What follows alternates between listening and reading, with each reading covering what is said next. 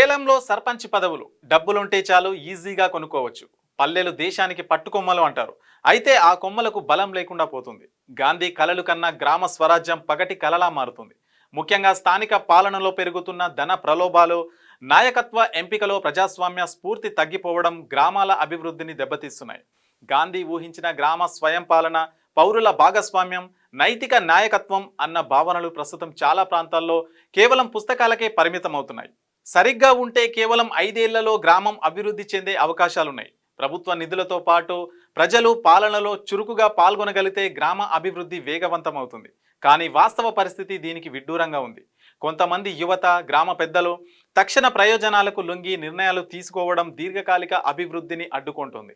గ్రామ రాజకీయాలను ధనం ఆధారంగా చూడడం వల్ల దేశం మొత్తం పురోగతిలో వెనకబడే ప్రమాదం ఉందని నిపుణులు హెచ్చరిస్తున్నారు. తెలంగాణ పంచాయతీ ఎన్నికల నేపథ్యంలో ఈ ధోరణి స్పష్టంగా కనిపిస్తుంది. రెండో విడత నామినేషన్లు పూర్తయిన వెంటనే అనేక గ్రామాల్లో ఏకగ్రీవం పేరుతో బేరసారాలు వెల్లివిరిశాయి. సర్పంచి, ఉప సర్పంచి స్థానాల కోసం లక్షల్లో డబ్బులు ఆఫర్లు వినిపిస్తున్నాయి.